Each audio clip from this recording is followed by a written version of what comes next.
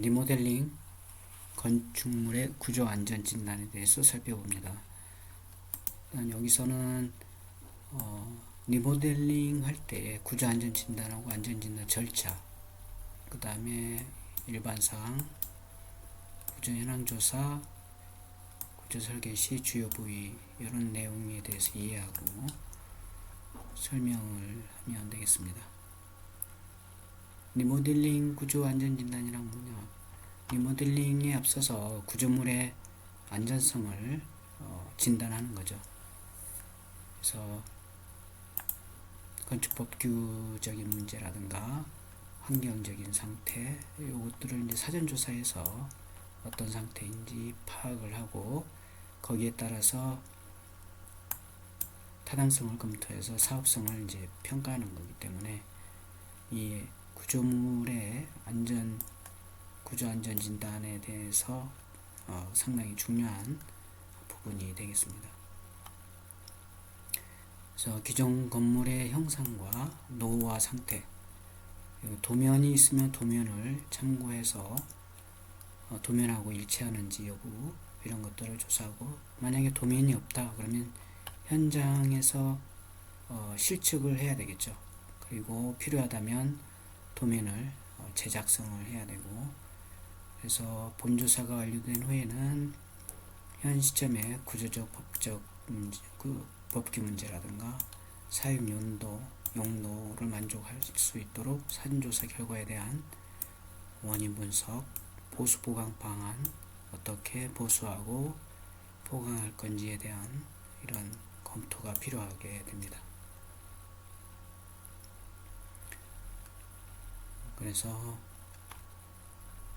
건물의 노후와 안전성 파악 이런 것들이 이제 구조 안전 진단에서 해야 될 일이 되겠습니다.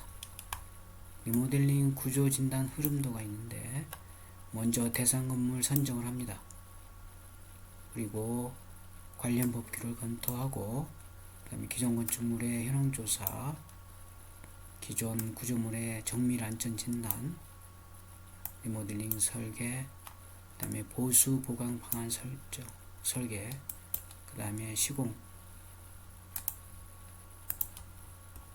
이런 순서로 하게 되고, 리모델링 구조의 일반 사항을 보면 구조의 중요성, 리모델링에서 기존 구조체에 대한 상태에 따라서 리모델링의 사업성까지 좌우하는 그런 경우가 있고, 이 구조물의 상태가 불량하다 그러면 리모델링 자체가 안 될 수도 있습니다.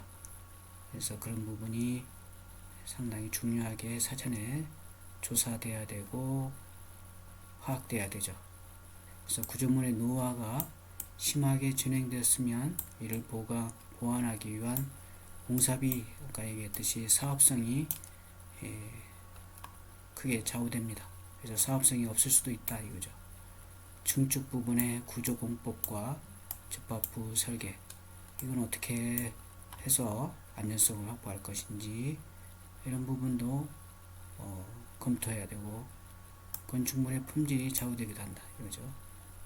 그래서 리모델링 프로젝트 추진 시에 구조적인 사항을 초기에 고려해야 된다. 어떤 걸 고려하느냐? 예를 들어서 리모델링 사업 초기의 구조 상태를 파악하여 그 결과에 따라 사업 타당성을 분석해야 된다 이거죠. 사업성이 있는지를 확인해야 되고, 두 번째, 기존 건물의 내진 설계 여부를 확인해서 내진 설계 방향을 정해야 됩니다. 예전 건물 같은 경우 내진 설계가 안 되어져 있는 경우도 있어요. 또는 내진 설계가 되어져 있더라도 내진 설계 현행 내진 설계에 비해서 미흡한 경우가 있을 수 있죠. 그런 경우는 현행 법규의 건축법에 맞춰 내진 설계를 해줘야 될 필요가 있죠. 보강을 하거나 내진 설계를 어떻게 할 것인지 이에 따라서 공사비가 달라질 수 있죠.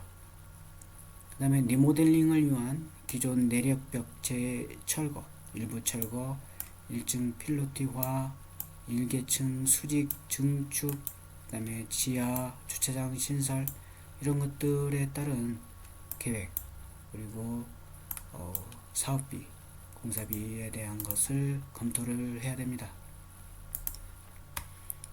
그 다음에 네 번째, 기존 건물의 기초 보강. 그래서 중축이 되는 경우 기초에 하중이 더 실리게 되면 거기에 대한 보강, 구조 보강, 기둥 이런 것들에 대한 응력을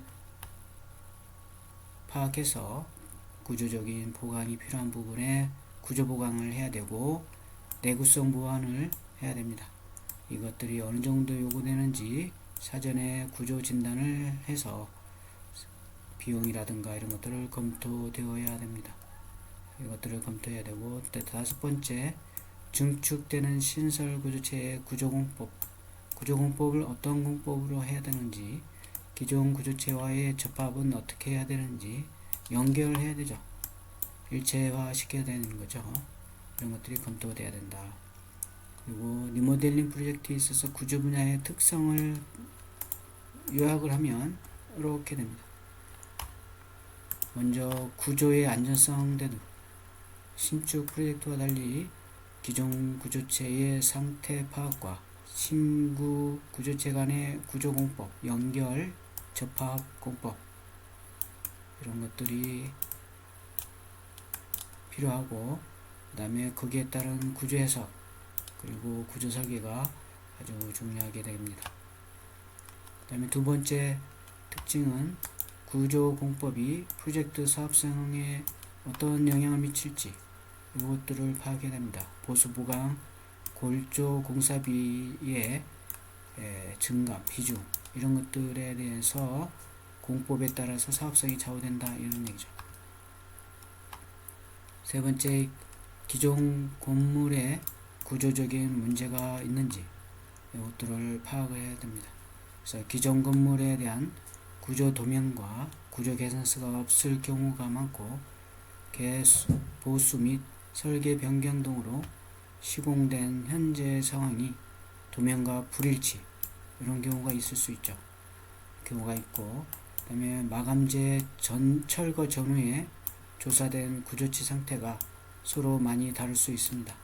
그래서 이것들을 파악을 해서 기존 건물의 구조적인 문제가 어떤 건지 체크를 해야 되고, 리모델링 프로젝트는 구조의 중요성과 특성 때문에 리모델링 건물에 대한 정밀 안전 진단을 수행하는 게 필요합니다. 그래서 반드시 구조 기술사를 보유한 안전 진단 전문기관에 정밀 안전 진단을 의뢰해서 리모델링 프로젝트 수주에 하기 위한 초기 단계에서 진행을 해야 됩니다.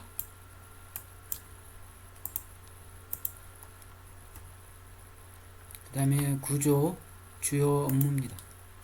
공동주택 리모델링의 경우는 제일 먼저 추진위원회가 결성이 되고 입주민의 동의를 얻어서 시작되고, 그 다음에 일반 건축 리모델링 경우에는 건축주가 리모델링 방안을 구성하고 이로부터 시작이 됩니다. 약간 우리가 앞에서 살펴봤듯이 공동주택일 때하고 일반 건물일 때의 리모델링 프로세스가 조금씩 다르죠.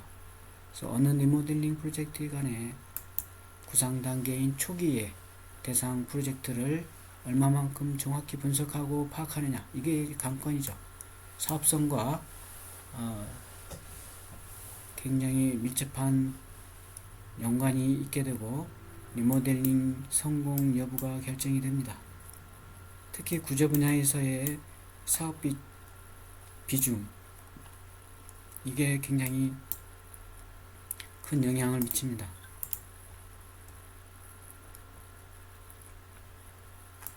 그래서 리모델링 프로젝트 전체 과정에서 건축 구조 전문가 역할이 매우 중요하다 이런 얘기가 되겠고, 그래서 여기에 지금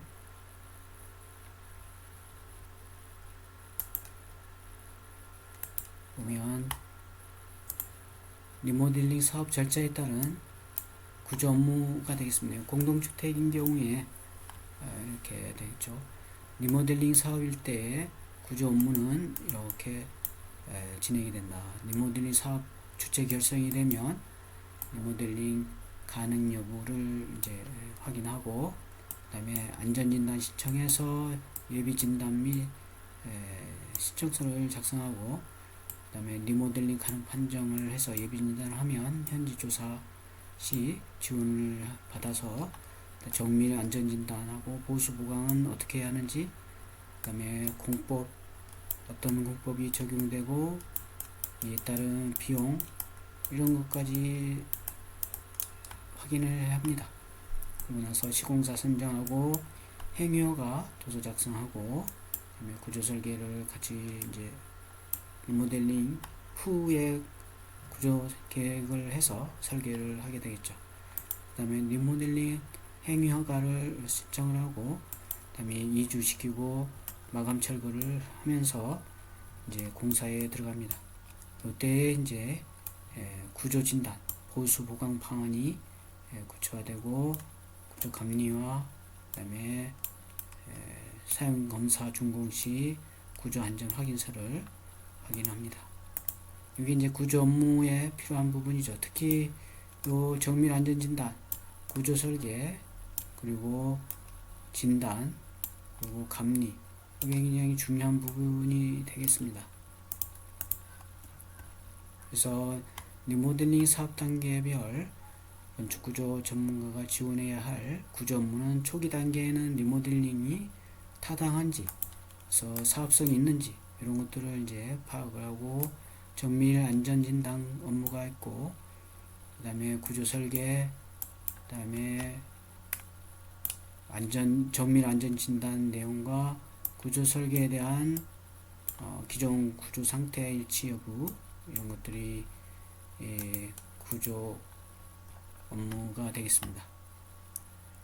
그리고 감리, 구조 감리 중요한 부분이 되고, 그 다음에 마지막에 구조 안전 확인서 발행이 있습니다. 단계별 구조 상세 업무를 보면 리모델링 추진 절차에 따른 각 단계별 주요 구조 업무 내용을 표와 같이 정리를 해놨습니다.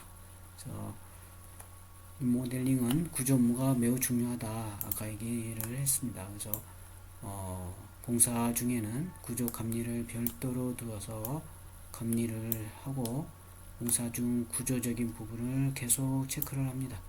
변경된 내용이 반영이 되도록 하고, 공법도 초기 설계 공법과 적용 이런 거 변경, 그다음에 공법에 대한 비용 이런 것까지 반영을 해서 진행을 합니다. 공사가 완료된 후에는 설계와 시공이 일치하고, 그다음에 구조 안전성이 확보되었는지 확인합니다. 여기에 대한 책임도 따릅니다. 단계별 주요 구조 업무를 보면, 첫 번째 리모델링 자문 단계에서는 구조 공법, 그다음에 보강 공법 제안을 하고, 구조적 문제점을 발굴해서 해결안을 제시합니다. 그다음에 구조 안전성에 대해서 설명을 주민들에게 하고, 그다음에 예비 진단 단계에서는 계략적인 구조체 상태 조사해서 안전 진단 신청서 작성, 그다음에 기술 지원 이런 것들을 하고, 그다음에 이제 정밀 안전 진단을 해서 거주자가 살고 있는 단계에서 진행을 하는데, 구조체 상태를 이제 평가를 합니다. 그리고 리모델링 안에 대한 현행 기준 적용하고 내진 구조 안전성을 평가를 한다. 그리고 기존 구조체에 대한 보수 보강 공법, 어떤 방향으로 어떻게 진행하고 어떤 사업성이 있다, 이런 것들을 얘기를 하게 됩니다. 그리고 구조 설계 단계에서는 행위허가 도서 작성 시 진행을 하고, 리모델링에 대한 내진 검토, 해석, 설계를 합니다. 구조 설계를 하고, 정밀 안전진단 보고서의 평가 및 보강 공법을 검토를 합니다. 그 다음에 보강 설계 및 보강 공사에 대한 시방서를 작성합니다. 그 다음에 구조 진단 단계에서는 마감이 완전히 철거된 상태에서 진행하고 정밀 안전진단 보고서와 구조 설계에서 내용의 일치 여부 이런 것들을 확인합니다. 그 다음에 감리 단계에서는 구조 설계 내용과 현장에서의 상황, 여기 설계 도서하고 구조 설계 도서하고 일치하는지 시공이 일치하게 시공이 되는지 확인하는 거죠. 그 다음에 가설 구조물 설계에 대한 검토하고 샵 드로잉을 검토합니다. 그 다음에 골조 공사 품질 확보를 위한 기술 지원하고 설계 변경이나 상이한 부분이 있는지 있으면 이에 대해서 이제 안전성을 체크를 해서 조정을 해줍니다. 최종 구조 안전 확인서를 발행합니다. 감리가 끝나게 되는 거죠. 그 다음에 정밀 안전진단의 주요사항인데 공동주택인 경우 안전진단 예비평가에서 리모델링이 가능한 유지보수로 판정이 되면 추진위원회와 조합 이런 데서 이제 정밀 안전진단을 수행하게 됩니다. 정밀 안전진단을 수행하여 현재의 구조체 상태를 파악하고 내진 성능을 포함한 구조적 안전 성능 확보 여부, 그 다음에 보수 보강 공법이라든가 필요성 이런 것들을 확인합니다. 이로써 시공사가 선정되고 구조 설계에 반영하게 됩니다. 그래서 리모델링의 정밀 안전 진단은 재건축의 정밀 안전 진단과 비교할 때 내용면에 있어서 차이가 있습니다. 이건 앞전에서 우리가 살펴봤습니다. 그래서 지난 우리가 내용들을 한번 살펴보기 바라고, 리모델링의 정밀 안전 진단에서는 설비의 노후화와 주거 환경 평가 등을 할 필요는 없는 반면에 리모델링 안에 대한 안전성 평가가 있다. 이게 차이점이죠. 큰 차이점 중에 하나죠. 그래서 리모델링의 정밀 안전 진단 시 수행되어야 할 항목, 이것들이 이제 나와 있습니다. 표에 4.2 여기 이제 필요한 항목이 저기 있죠. 주요 정밀 안전 진단의 체크 항목이 됩니다.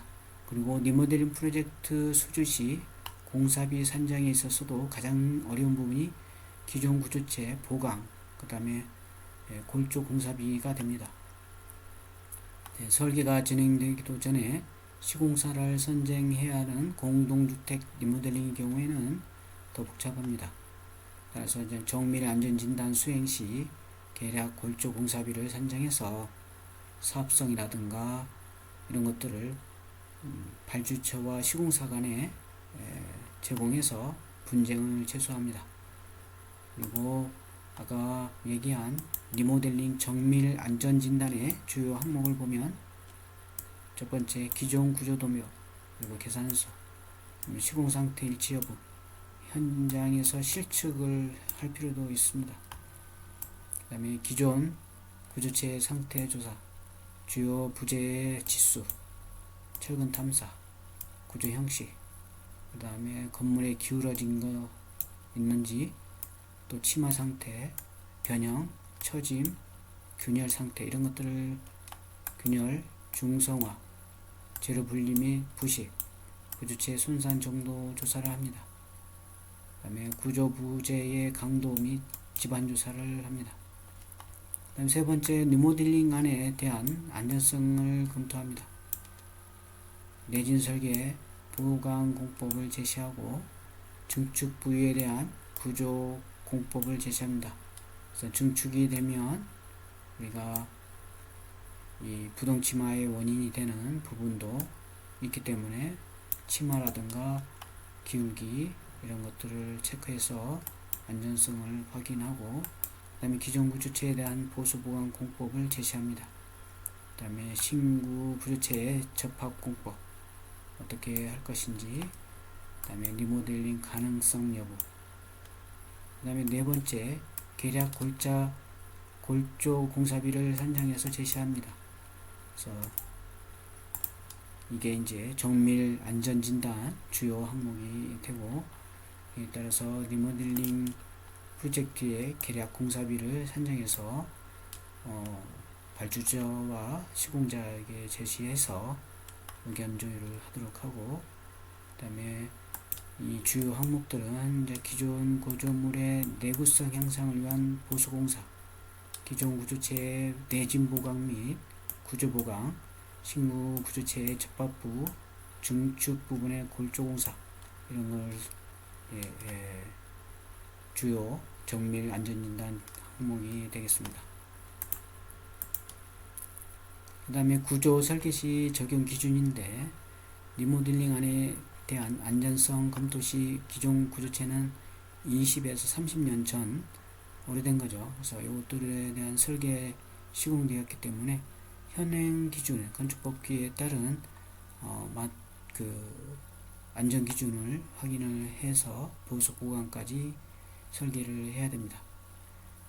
그 다음에 이제 구조 현황 조사인데, 먼저 관련 도서 검토.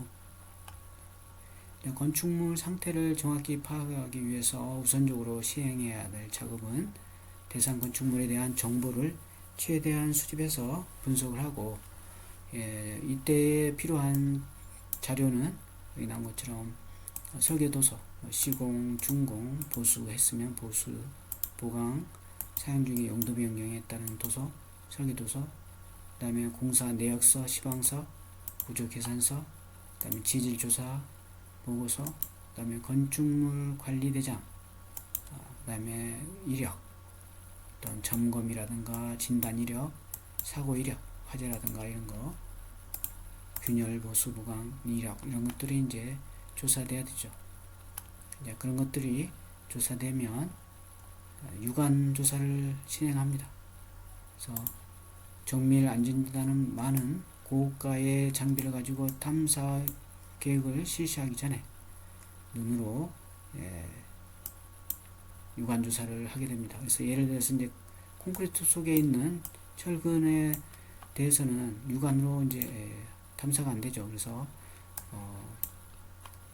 철근 탐사는 페로스캔이라든가 이런 도구를, 장비를 이용해서 탐사하고, 쉼터 해머라든가 이런 걸 가지고 강도를 측정하고, 그 다음에 재료의 밀실 정도를 조사를 하게 됩니다. 그래서 건축물의 현황 조사를 하게 된다, 이런 얘기고,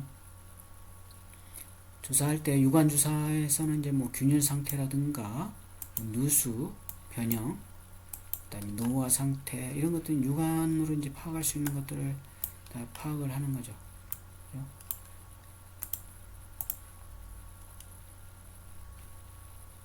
그래서 여기 같은 경우 이제 균열폭 측정 현황입니다. 그래서 이제 균열이 있다.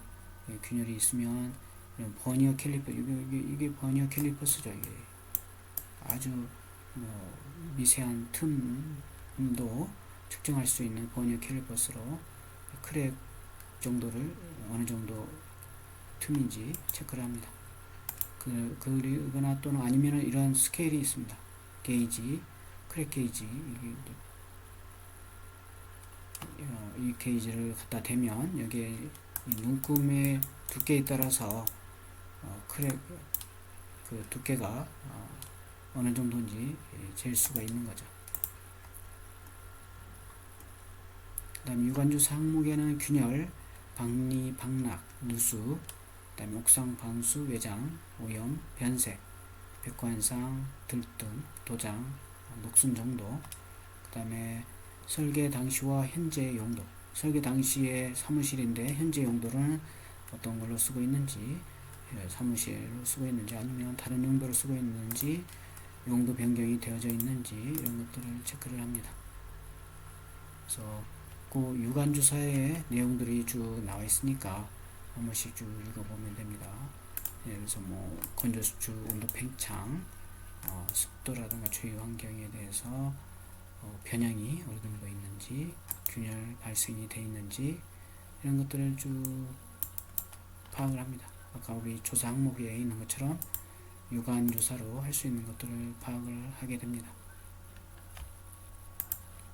그래서 균열에 대한 것들이라든가 이런 것들, 뭐 보수 보강 대책은 어떻게 마련할 건지 간단히 우리가 조사할 때 체크를 하고, 그 다음에 균열 상태와 원인을 파악을 합니다. 그래서 균열 발생 시기를 보면 양생 초기의 시공, 재료, 수화열, 건조 이런 거에 의해서 원인이 되고, 그다음에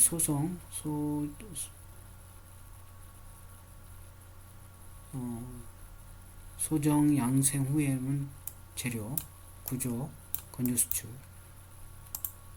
그 다음에 균열 분포 상태, 불규칙인 경우는 시공의 원인, 수화열, 건조 수축, 구조. 규칙적인 거, 불규칙적인 건 시공하고 재료, 불규칙적인 거 수화열, 건조 수축, 구조 이렇게 되죠. 그리고 보수 여부에 관한 균열 폭의 한계, 그래서 단위는 이제 밀리미터인데, 보수 여부에서 보면 내구성 측면하고 이제 방수성, 물이 새어 들어가는 걸 이제 막는 거죠. 방수성 측면에서 이제 체크를 해놨습니다. 그래서 보수 여부를 보면 유해도, 환경도에서 나쁨, 중간, 좋음. 그래서 보수가 필요한 경우, 그래서 대중소에서 중을 보면 내구성의 중간 정도면 0.6mm, 0.6mm인 경우는 0.6mm 이상이다. 내구성 측면 중간 정도 되는 거고, 그 다음에 0.3mm 이상이다 하면 나쁘고, 그 다음에 0.8mm 이상이다 하면 좋다. 이렇게 보면 되고, 그 다음에 보수 필요치 않는 경우, 또 중을 보면, 이 중간쯤에 보면 0.2mm 이하, 이런 경우는 이제 내구성 측면에서는 필요치 않다. 그리고 나쁨 0.1, 좋음 0.3. 방수 측면에서는 0.05. 그 다음에 보수가 필요한 경우는 0.1. 참고해서 대중소에 대해서 확인을 합니다.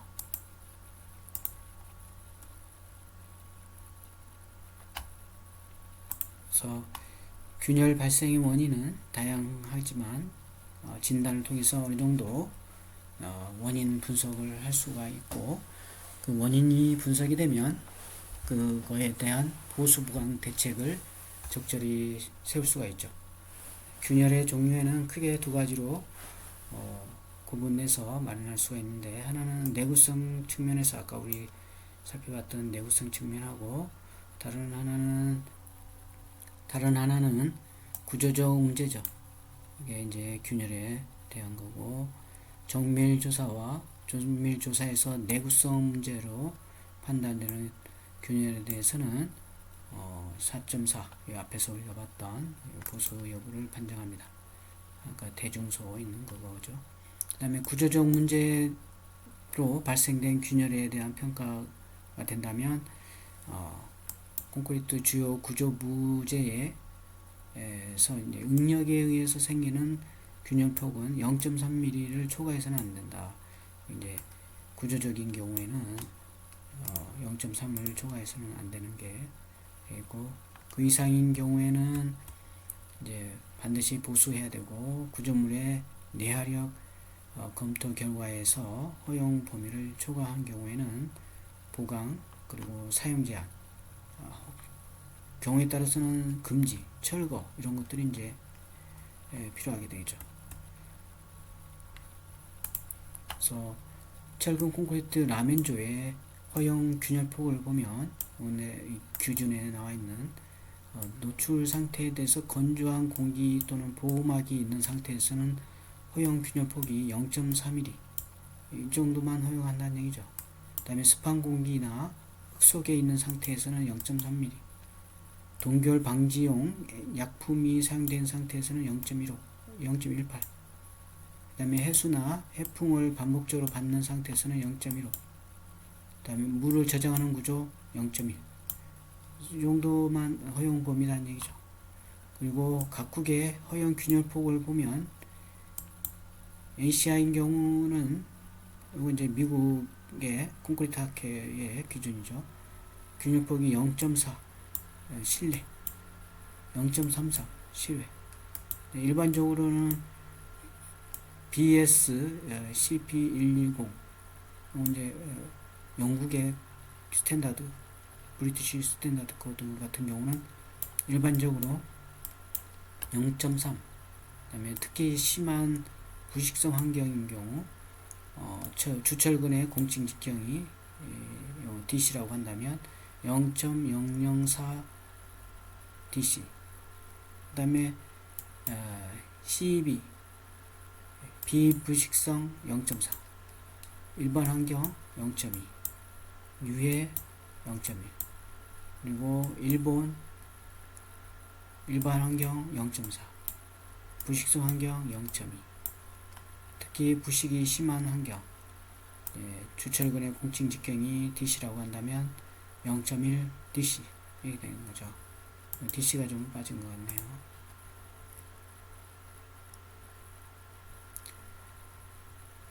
그래서 허용 균열 폭을 우리가 이제 가지고 보수 보강, 초과한 경우는 이제 보강, 사용 금지 또는 철거 이런 것들을 이제 평가를 해야 되겠고, 그 다음에 균열 원인이 구조 외력이 있는 경우에는 추정될 때 또는 알칼리 골재 반응, 그 다음에 중성화로 내력에 영향을 미칠 그런 균열이 발생한 경우, 철근의 부식으로 철근 단면적이 감소한 경우, 이때는 이제 보수 여부를, 보강 여부를 검토해야 된다. 그 다음에 휘임, 전단, 팽창, 압축 균열 등으로 이제 균열 패턴을 분류하고, 휘임, 그 다음에 전단 균열인 경우는 요 표, 보강 필요 여부를 판정한다. 그래서 이 표에 보면 내력에 따른 보강 필요 여부 판정 기준이죠. 그래서 구조 계산을 행하는 전제 조건으로 했을 때 손상 부위가 구조 외력인 경우 휘임 균열폭이 0.3 이상일 때, 또는 전단 균열이 0.2 이상일 때, 이때 이제 내력에 대한 보강이 필요하다 이런 얘기죠. 알칼리 골재 반응인 경우 계리 확인되고 전 팽창력 1000U 여기서 이상인 경우 팽창력이, 또는 균열 밀도 1제곱미터당 1m 이상인 경우 철근의 변형 상황이 있다.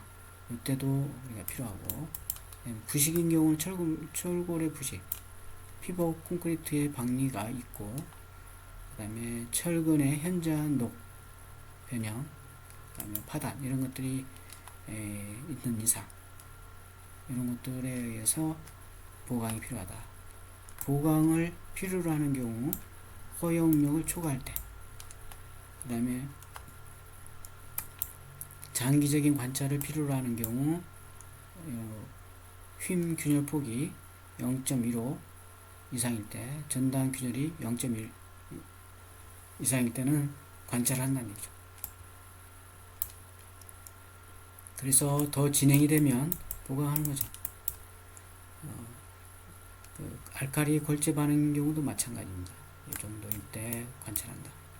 그 다음에 부식인 경우 피복 콘크리트의 부상, 녹물이 새어난다 이런 경우도 관찰을 하고, 그 다음에 보강을 요하지 않는 경우, 상기에 해당되지 않을 때, 그때는 이제 보강이 필요 없는 거죠. 그래서 균열 발생에 의한 손상된 콘크리트 구조물의 보수 보강 필요 여부는 균열 조사 및 균열 원인 추정 결과를 가지고 판정을 한다. 그래서 균열 원인이 명확한 경우에는 균열의 원인을 제거하면 균열 발생이 손상된 기능이나 내화 재력을 회복할 수가 있죠. 적절한 보수 보강을 실시하고, 그 다음에 균열의 명백한 균열 원인 규명이 어려운 경우, 이런 경우는 이제 균열의 조사 결과만으로 보수 보강 필요 여부를 판정하고, 여기에 따라서 다음을 고려한다. 어떤 걸 고려하느냐? 구조물의 사용성, 원인이 확인이 안 됐기 때문에 균열로 인해서 생기는 안전성, 괜찮은지, 내력, 내구성, 대인 또는 안전성들을 체크를 하는 거고, 기능성, 방수성, 미관, 기밀, 이것이 만족이 되면 되는 거죠. 만족이 안 된다 그러면 균열에 의해서 안전성이 또는 기능성이 확보가 안 됐다. 구조물의 사용성의 평가에 검토를 해야 되는 거죠. 그 다음에 보수 보강 유해 대책, 적재하 중의 저감, 그 다음에 용도 변경, 철거, 이런 것들은 이제 이해의 대책이 필요하고, 균열 조사 및 원인 추정 결과, 균열에 대한 대책은 다음과 같은 판정에 따라서 결정한다. 그래서 이제 대상 부재에 따른 판정, 그래가지고 대상 부재가 이제 어떤 상태인지, 구조재인지 비구조재인지, 거기에 따라서 보수 보강 어떻게 할 것인지가 이제 구분이 되는 거죠. 그 다음에 내구성 또는 방수성에 따른 판정, 내구성에 대한 건지 방수성에 대한 건지에 따라서 균열의 허용 범위도 달라지고 그 부재의 대책도 달라지게 되겠죠. 그 다음에 내력에 따른 판정, 그 다음에 대인 안전성에 대한 판정, 균열에 의한 박리, 방락 등으로 사람에게 해를 끼칠 우려가 있는지, 또 이제 그 균열로 인해서 부재가 예를 들어서 뭐 그 콘크리트 피복 두께 일부가 이렇게 방락돼서 떨어진다든가, 붙임되어 있는 돌붙임이 이렇게 떨어진다든가, 이런 사례가 있을 수 있죠. 그래서 그렇게 되면 이제 사람한테 해를 끼치기 때문에 부상을 입게 되죠. 그래서 거기에 대한 안전성이 어떤지 판정을 하고, 기능에 대한 판정, 기밀성, 미관에 대한 보수 여부도 같이 판정을 합니다. 그리고 이제 실측조사죠. 실측조사, 아까 유관조사에서 우리가 균열까지 이렇게 파악을 했고 측정을 해서, 실측조사는 건축물의 상태를 조사하는 기초 과정에서 현장에서 이제 가장 직접적으로 주요 구조 부재, 그래서 뭐 슬라브라든가 포, 기둥, 벽체 등등, 이것들 단면 크기라든가 기둥과 기둥의 간격, 보의 길이, 층 높이, 그 다음에 이런 것들을 측정해서 건축물의 평면도하고 구조 평면도를 비교합니다. 만약에 도면이 없다 그러면 그래야 되죠. 특정 대상 건축물에 대한 건축 도면은 진단을 수행하는 기초 자료이자 중요한 정보이다. 뭐 건축 평면도나 구조 평면도가 현재 상태와 일치하는지 여부, 일치 여부, 그 다음에 현장 조사, 실측 조사하고 비교해서 분석해야 된다. 그래서 여기 보면 이제 주요 구조 부재에 대한 실제 현황이죠. 기둥의 길이를 이렇게 재는 거죠. 그 다음에 뭐 레이저 빔으로 이렇게 기둥이 이렇게 있고 이쪽에 기둥이 있다. 뭐 실측 이렇게 자로 이렇게 재도 되지만, 줄자로 재도 되지만, 레이저 빔으로 이렇게 해서 쏘면 되돌아오죠. 그래서 거리를 재는 거죠. 그래서 기둥과 기둥 사이의 거리를 측정을 한다든가, 그래서 실측을 해서 그걸 메모를 하고 그 그림을 그려야 되죠. 현장에서도. 그리고 이제 필요하면 도면을 사무실에서 드로잉을 하게 됩니다. 그 다음에 콘크리트 강도 조사합니다. 콘크리트의 벽면에 대고 또는 기둥, 보, 벽 이런 거에 대한 콘크리트 압축 강도가 어느 정도인지 콘크리트의 설계 압축 강도를 측정을 합니다. 그래서 이 같은 경우 이제 철근 콘크리트 구조물의 콘크리트 압축 강도로서 그 능력을 평가받고, 이것들은 그 구조물의 안전성에 좌우됩니다. 그래서 콘크리트 압축 강도가 부족하면 내구성, 내력이 떨어지는 거죠. 구조물의 안전성에 문제가 있는 거죠.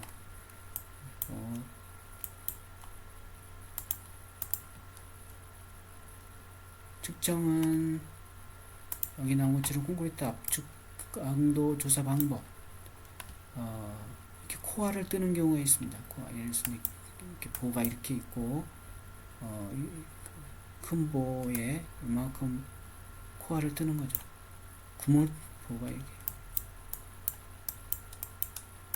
보가 이렇게 있으면 이렇게 구멍을 뚫는 거죠. 이렇게.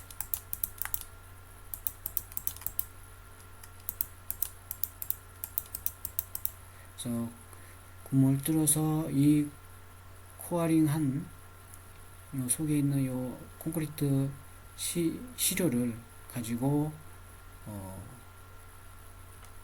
실험실에서 압축 시험기를 가지고 이제 측정을 하는 거죠. 직접 깨보는 거죠. 코어 압축 시험이 됩니다. 파괴 시험이 되고, 그 다음에 이제 간접적으로는 여기에 슈미텐무를 이렇게 타격을 합니다. 슈미텐무 그림을 그려서 슈미텐무를 이용해서 반발 경도 시험을 해서 비파괴 시험해야죠. 그래서 콘크리트 표면의 단단함을 측정해서 압축 강도를 측정합니다. 이건 이제 코어링해서 하는 것은 직접 압축 강도를 깨서 이 채취한 시료를 깨서 압축 강도를 이제 시험지에서 측정하는 거고, 이 같은 경우는 이제 간접적으로 비파괴죠. 그냥 이 벽면에서 때리는 거죠. 슈미텐무라는 장비를 가지고 때려서 압축 강도를 측정하는 거죠. 그래서 거기에 대해서 이제 예상을 하는 거죠. 그 다음에 초음파 속도법, 이것도 비파괴인데, 초음파 펄스라는 걸 이제 전파 시간하고 속도, 초음파를 쏘면 이 매질이 있고, 공기 중 매질하고 콘크리트 매질, 이번에 철근 매질도 있고 이러죠. 뭐 여러 가지 골재가 있고, 그래서 갔다가 되돌아오는 음파가 이제 갔다가 되돌아오는 시간, 그 다음에 속도, 이걸 가지고 내부의 밀실 정도, 이거 가지고 이제 압축 강도를 추정을 하는 거죠.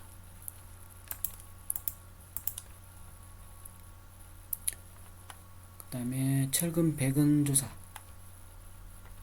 그래서 요건 또 마찬가지 이제 기존 구조물의 기둥이나 벽을 속을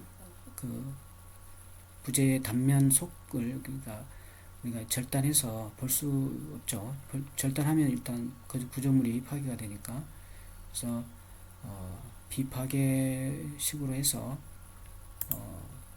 그래서 기둥이 이렇게 있으면 이렇게 페로스캔이라는 장비를 가지고 이렇게 투과를 합니다.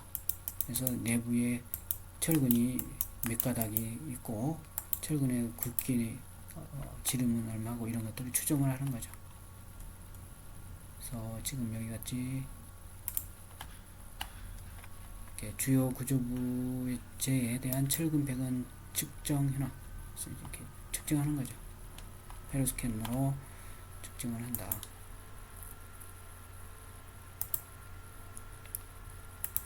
철근 탐사기 종류나 탐사 방법에 따라서 굉장히 많이 다르고, 그 다음에 어떤 장비를 사용하더라도 그 한계가 있다. 내부를 우리가 잘라내서 보기 전까지는 추정이죠. 그렇지만 이제 그게 어느 정도 초음파를 써서 탐사하기 때문에, 또는 레이더파를 써서 탐사하는 그런 것들을 가지고 탐사하기 때문에 이제 예측을 할 수 있다, 이런 얘기가 됩니다. 그 다음에 중성화 조사.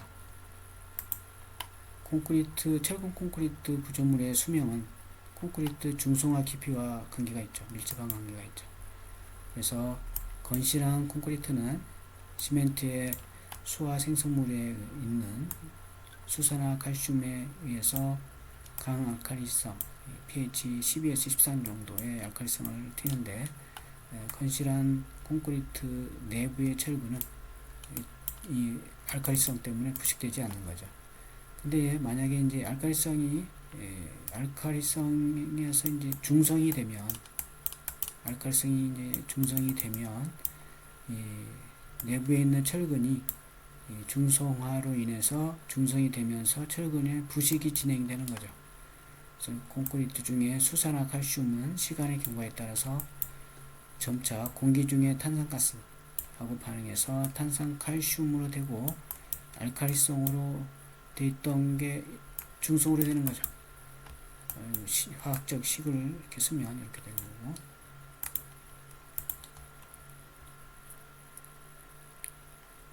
그래서 철근이 중성이 되면 알칼리성이 없기 때문에 철근이 부식이 되는 거죠. 그래서 기둥이 이렇게 있으면 시간이 되면서 뭐 크랙 균열도 있고 빗물이라든가 뭐 빗물이 없는 경우는 이제 여러 가지 환경 오염된 또는 공기 이런 것들이 들어가면서 콘크리트가 중성화가 되는 거죠. 그러면서 이 안에 있는 철근이 알칼리성으로 이 부식이 안 되던 것이 이 콘크리트 중성화로 인해서 부식이 진행이 되는 거죠. 이제. 그래서 그런 내용이 있습니다. 찾아보고 살펴보고. 그러면 이제 중성화로 인해서 철근이 부식이 되면 내구성이 떨어지는 거죠. 내구성이. 그래서 여기 보면 이제 콘크리트 중성화 깊이, 피복 두께 나와 있습니다. 그래서 주요 부재에 대한 중성화 깊이를 이렇게 측정을 해서 확인한다. 그 다음에 염화물 조사. 콘크리트 내부에 염분 함유 어느 정도 함유되어 있는지, 콘크리트 내부에 염분이 침투되어 있다면 침투된 거. 염분은 이제 철근을 부식시키는 직접적 원인이 되는 거니까 침투되지 않도록 해야 되겠죠. 그래서 철근이 부식이 되고 그렇게 되면 철근 콘크리트의 내구성이 떨어지고 강도 저하가 됩니다. 그래서 내력 감소, 철근의 부식 팽창에 의해서 콘크리트 균열, 이것은 이제 박리로 되고 박리되면서 떨어지는 거죠. 그래서 철근 콘크리트 구조물의 성능 저하가 되는 것이다. 그 원인이 된다.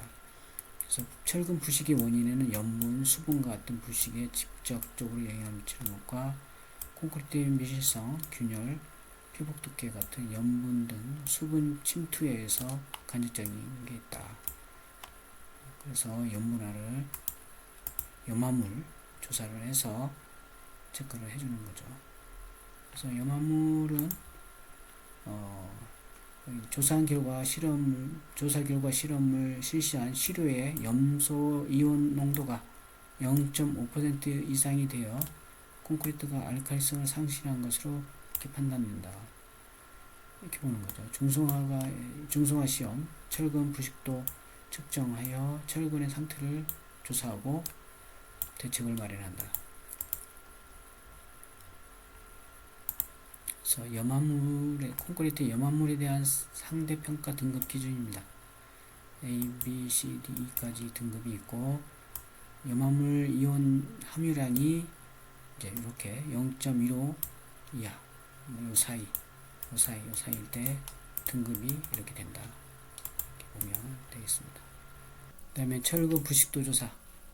또 마찬가지 어느 정도 부식이 되어져 있는지 조사를 하게 되는 거죠. 그래서 아까 우리가 앞에서 봤던 중성화라든가 그 다음에 염화물 조사 결과 균열 이런 것들에 의해서 철근의 부식 정도를 파악을 하게 됩니다. 그리고 변형 및 변이 조사. 그래서 구조체의 변형이 있는지, 물론 이제 부동치마라든가 기울어짐 이런 거에 의해서 생길 수도 있고, 하중의 언밸런스 이런 것들에 의해서 생길 수도 있습니다.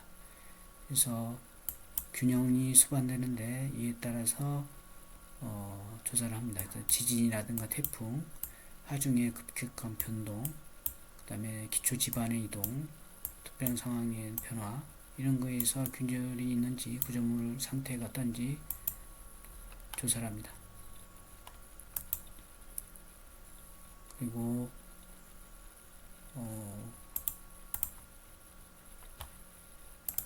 구조물의 수평 부재, 보나 슬라브 이런 것들에 의해서 수평 상태, 그다음에 수직 상태 이런 것들도 체크를 해서 균형이 있는지를 확인합니다.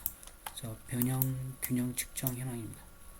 그래서 이제 수평 상태라든가 수직 상태를 측정을 하고, 그래서 허용되는 등급 평가 등급은 구조물의 수평, 수직 변형 기울기에 따른 평가 등급 안전 조치를 보면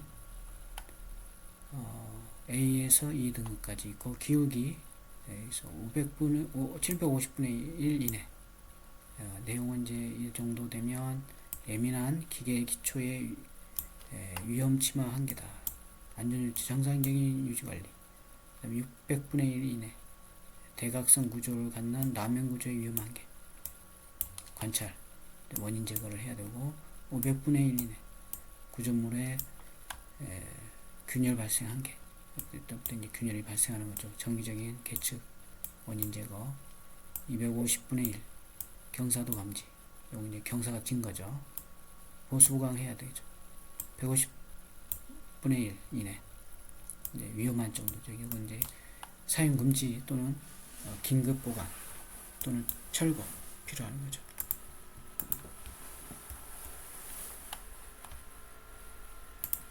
그 다음에 부재의 변이 변형에 따른 상태 등급인데 A에서 E 등급까지. 그래서 안전진단 및 정밀 안전진단 세부 지침에 따르면 보와 슬랩의 처짐이 480분의 L인 경우, 이게 L은 이제 그 경간이죠. 보나 길이죠, 길이. 그래서 480분의 L 이하, 일단은 경미한 손상.